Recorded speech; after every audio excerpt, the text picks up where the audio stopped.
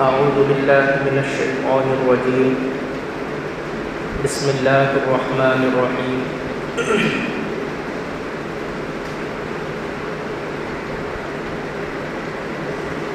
قال الله تبارك وتعالى في القرآن المجيد: يا أيها الذين آمنوا قوا أنفسكم وأهليكم نارا. صدق الله العظيم. اللہ تبارک و تعالی نے انسان کو بے شمار نعمتوں سے نوازا. طرح طرح کی نعمتیں انسان کو دی.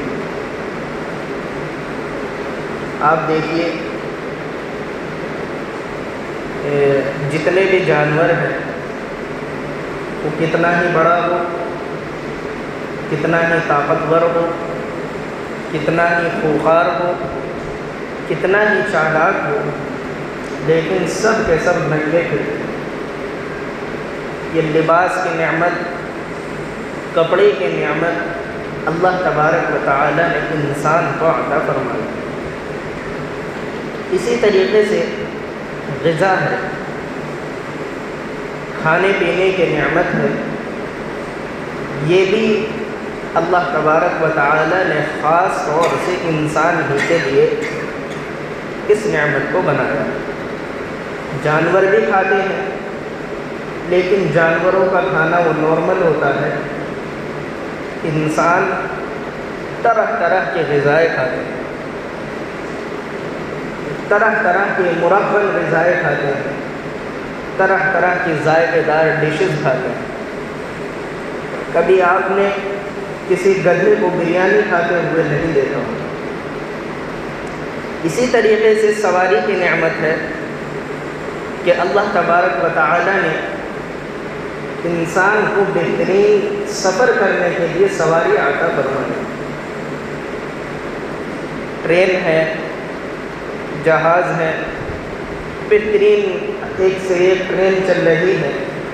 تو ان جہاز میں یا ٹرین میں کبھی آپ نے جانوروں کو بیٹھے ہوئے نہیں دیکھا ہو. یہ انسان کے لیے بہترین نعمت ہے کہ اللہ تبارک و تعالی نے انسان کو سواریاں عطا فرمائی. بہت ساری نعمتیں ہیں، گنتی بھی نہیں ہے، لیکن ان تمام نعمتوں میں ایک بہت بڑی نعمت اللہ نے انسان کو عطا فرمائی ہے، اولاد کی نعمت. اولاد کی نعمت یہ ایسی نعمت ہے کہ دنیا کی ساری نعمتیں ایک طرف، اولاد کی نعمت ایک طرف. اولاد اللہ تبارک و تعالیٰ کی ایسی نعمت ہے کہ نبیوں نے بھی اس کے لیے دعائیں مانگی. آپ جانتے ہیں سیدنا ابراہیم علیہ السلام کی عمر بہت زیادہ گزر گئی، 80 سال کی عمر ہو گئی، اولاد نہیں ہوئی. اللہ سے دعا مانگنے لگے کہ اللہ میرا کوئی وارث دے دیجیے جو میرے دین کو، میرے پیغام کو آگے پہنچائے. تو 80 سال کی عمر میں اللہ تبارک و تعالی نے سیدنا اسماعیل علیہ السلام ان کو عطا فرمایا. اور اس کے بعد تقریباً 100 سال کی عمر میں سیدنا اسحاق علیہ السلام ان کو عطا فرمایا. زکریا علیہ السلام کے بارے میں مشہور ہے، وہ بھی بالکل بوڑھے ہو گئے تھے، 120 سال کی عمر گزر گئی، کوئی اولاد نہیں ہوئی.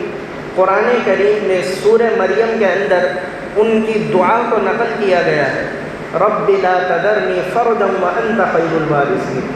اے اللہ مجھے اکیلا نہ چھوڑنا، مجھے اولاد کی نعمت عطا فرما. تو یہ اولاد ایسی نعمت ہے کہ اللہ تبارک و تعالیٰ کے سب سے برگزیدہ اور محبوب بندے نبیوں نے بھی اللہ سے اولاد کی نعمت کو مانگا. یہ ایسی نعمت ہے اولاد. یہی وجہ ہے کہ انسان کے دل میں اپنی اولاد کی جو محبت ہوتی ہے وہ کسی اور کے لیے نہیں ہوتی. تجربے سبھی کو ہیں کہ آدمی اپنی ضرورت کو پیچھے ڈال دیتا ہے، لیکن اس بات کی خواہش کرتا ہے کہ میری اولاد کو ہر طرح کی سہولت میسر ہو جائے. آدمی اپنے کھانے پینے کو بھول جاتا ہے، اگر اولاد ذرا سے بیمار پڑ جائے، آدمی اپنی سہولیات کو، اپنی ضروریات کو بھول جاتا ہے اولاد کے لیے سہولیات اور اولاد کے لیے فیسلٹیز میسر کرانے۔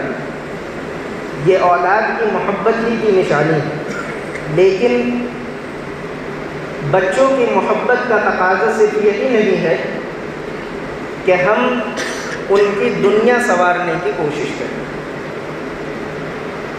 بچوں کی محبت کا تقاضا صرف یہی نہیں ہے کہ ہم ان کی دنیا پر محنت کریں اور دنیا کی ضروریات، دنیا کی سہولیات ان کو میسر کرائیں، بلکہ دنیا کی ضرورتوں کو پورا کرنے سے زیادہ، دنیا کی فیسلٹیز کو میسر کرنے سے زیادہ ضروری ہے کہ ہم اپنی اولاد کی آخرت کی فکر کریں، آخرت کی فکر کریں، کیونکہ یہ دنیا چند روزہ ہے، یہاں تو زندگی جیسے تیسے گزر جاتی ہے۔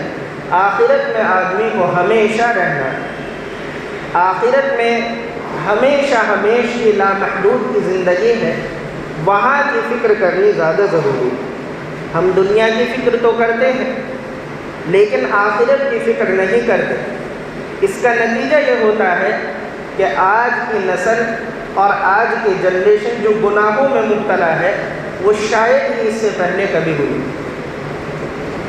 طرح طرح کے گناہوں میں مبتلا ہے، نئی نئی قسم کے گناہ، جوئے کا گناہ، نشے کا گناہ بالکل عام ہو چکا ہے، اور اب تو اس سے بڑھ کر ارتداد کا گناہ، کفر میں داخل ہونے کا گناہ، یہ تو عام سا ہونے لگا۔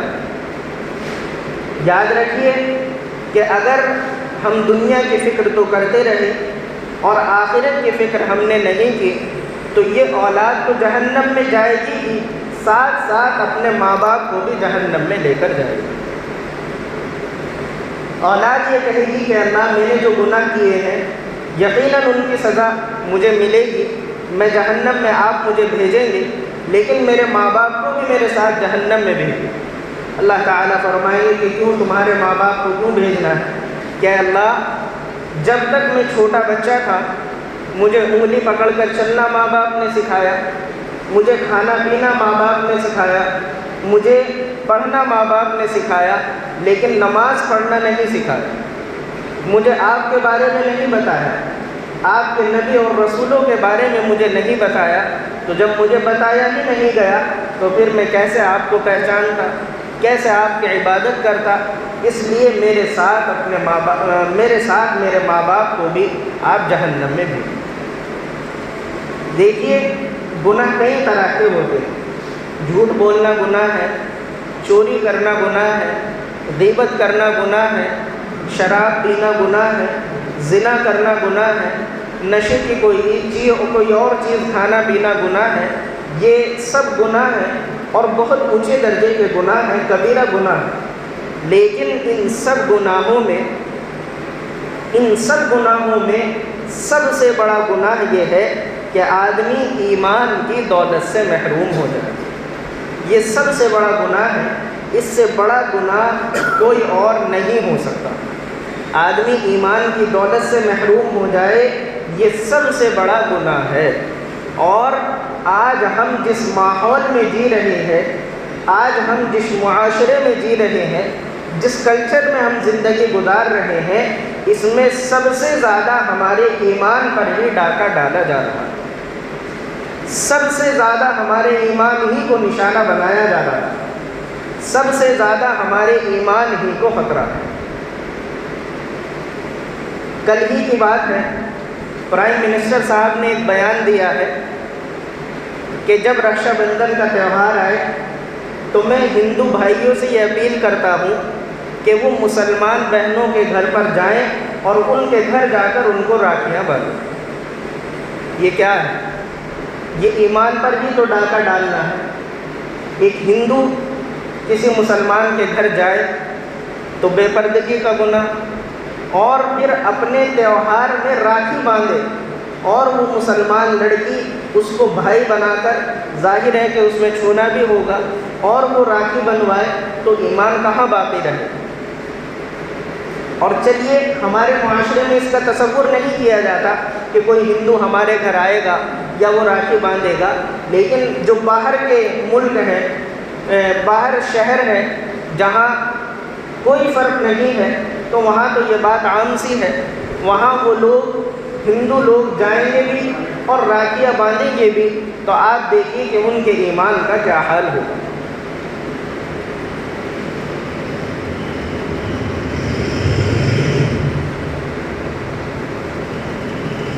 ادھر زیادہ ضروری کام ہو رہا ہے۔ بہرحال یہ جو اوپر کے جو معاشرے کی بات ہے، یا جہاں جو لوگ آزاد خیال کے ہیں ان کی بات تو الگ ہے، ہم اپنے معاشرے میں بھی اگر غور کریں کہ جب پرائم منسٹر نے یہ بات کہہ دی ہے، اب جو اسکول ہیں جہاں ہندو ذہنیت کو بڑھاوا دیا جا رہا ہے یا غیروں کی ذہنیت کو بڑھاوا دیا جا رہا ہے، وہاں ہماری بچیاں یا ہماری بہنیں جو پڑھ رہی ہیں، اب 2000 اگر غیروں کے بچے پڑھ رہے ہیں، وہاں 100-200 ہمارے بچے پڑھ رہے ہیں، تو اسکولوں میں وہاں پر ہمارے بہنوں کے ساتھ یا بچیوں کے ساتھ کیا وہ راکھیاں نہیں بنوائیں؟ کیا ہم ویسے بھی دیکھتے ہیں کہ ہولی کا تہوار آتا ہے تو ہمارے بچے رنگ سے رنگے ہوئے گھر پہنچتے ہیں، دیوالی کا تہوار آتا ہے تو ایکٹیویٹیز دی جاتی ہے کہ آپ اپنے گھر سے دیا بنا کر لائیں۔ یہ کیا سکھایا جا رہا ہے، کیا پڑھایا جا رہا ہے، اور کیا ہمارے بچوں کو بنایا جا رہا ہے، یہ ہم خود غور کر سکتے ہیں۔ ہر آدمی عقل رکھتا ہے، کوئی آدمی بے وقوف پاگل نہیں۔ جو پاگل ہیں، بے حس ہیں، ان کی تو بات نہیں ہو رہی ہے، جو عقل رکھتا ہے وہ خود اس بات پر غور کر سکتا ہے کہ یہ کیا ہو رہا ہے۔ آج جب دنیا میں ہمارے ملک میں سب سے زیادہ عزت رکھنے والا آدمی یہ کہہ رہا ہے کہ مسلمانوں کے گھر جا کر ان کے عورتوں کو راکھیاں باندھیے، تو اب آگے آپ ماحول کا اندازہ لگا سکتے ہیں کہ اب ماحول کیا بنے گا۔ غیروں کے اسکول میں پڑھانے کا نتیجہ کیا ہوگا؟ غیروں کے ساتھ اپنے بچیوں کو یا اپنی بہنوں کو ان کے کلچر میں ملا کر یا ان کے ساتھ بٹھا کر آپ کس نتیجے پر ان کو پہنچا رہے ہیں، یہ آپ خود دیکھ سکتے ہیں۔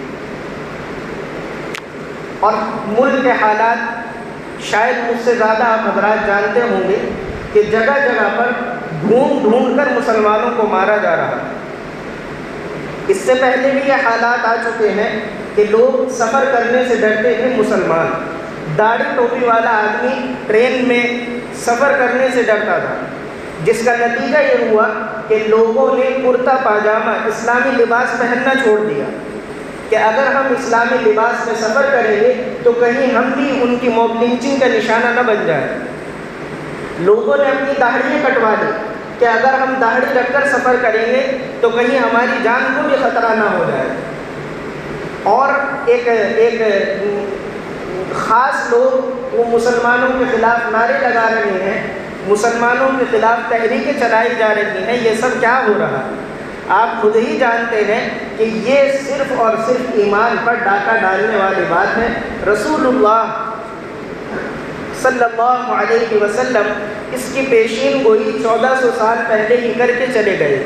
حضور صلی اللہ علیہ وسلم نے فرمایا تھا، جس حدیث کا مفہوم یہ ہے کہ قیامت کے قریب ایسا زمانہ آ جائے گا کہ اپنا ایمان بچانا اتنا مشکل ہوگا جتنا اپنے ہاتھ پر آگ کا انگارہ رکھنا مشکل ہوتا۔ ایک سیکنڈ بھی آگ کا انگارہ آدمی اپنے ہاتھ پر نہیں رکھ سکتا، اتنا ہی مشکل ایمان بچانا ہو جائے گا۔ اور میں یہ سمجھتا ہوں کہ شاید وہ زمانہ آ چکا ہے، اپنے ایمان کو بچانا اتنا مشکل ہو چکا ہے، اپنے ایمان کی فکر کرنا یہ اتنا مشکل ہو چکا ہے۔ ایسے وقت میں بھی اگر ہم نے اپنی آگے کی نسل کی فکر نہیں کی، آج ہم لوگ اس لائق ہیں کہ ہمیں ہمارے بڑوں نے دین سکھایا ہے تو مسجد میں آ کر بیٹھے ہیں۔ اگر ہم نے اپنی اولاد کو دین نہیں سکھایا، ان کی تربیت نہیں کی، اسلامی ذہن نہیں بنایا، تو کل یہ مسجدیں بھی بالکل خالی نظر آئیں گی۔ کلمے پڑھنے والے بھی نظر نہیں آئے، اور یقین جاننا یہ زمانہ آ چکا ہے۔ یہ زمانہ آ چکا ہے۔ پہلے یعنی آپ حضرات جو بڑے عمر کے ہیں وہ یہ بات جانتے ہیں کہ پہلے زمانے میں کوئی مسلمان لڑکی ہندو لڑکے سے بات کرے ماں باپ کو یہ گوارا نہیں ہوتا تھا۔ آج کتنے واقعات ایسے ہیں کہ مسلمان لڑکیاں ہندوؤں کے ساتھ گھوم رہی ہیں، ان کے ساتھ باتیں کر رہی ہیں، اور ماں باپ جانتے بھی ہیں پھر کوئی پرواہ نہیں۔ اور اس سے بھی آگے بڑھ کر ابھی ایک ہفتے پہلے ایک صاحب نے مجھے ایک واقعہ بتایا کہ ان کے دوست کی طلاق ہو گئی۔ میں نے معلوم کیا کہ بھائی کیا وجہ تھی، کیوں طلاق ہوئی، بہت ساری باتیں انہوں نے بتائی۔ ایک بات یہ بھی بتائی جس کو سن کر میرا تو دل دہل ہی گیا تھا، شاید آپ کا بھی یہی حال ہو۔ انہوں نے بتایا کہ جی اس لڑکی کا حال یہ تھا، شوہر نے معلوم کیا کہ تو نماز نہیں پڑھتی، قرآن تجھے پڑھنا نہیں آتا، کلمہ تجھے یاد ہے یا نہیں وہ تو جانے، تجھے اپنے نبی کا نام بھی معلوم ہے۔ شوہر نے اپنی بیوی سے یہ سوال کیا کہ تو قرآن نہیں پڑھنا جانتی، نماز تو نہیں پڑھتی، تجھے اپنے نبی کا نام بھی معلوم ہے؟ تو اس لڑکی نے جواب دیا کہ جی پہلے معلوم تھا، بھول گئی۔ یہ آپ کے شہر سہارنپور کی بات ہے۔ نبی کا نام، اب کوئی چھوٹی سی بچی تو نہیں ہوگی جس کی شادی ہو گئی، 20-25 سال کی عمر تو کم سے کم ہوگی، اس کا جواب یہ تھا کہ جی پہلے معلوم تھا اب بھول گئی۔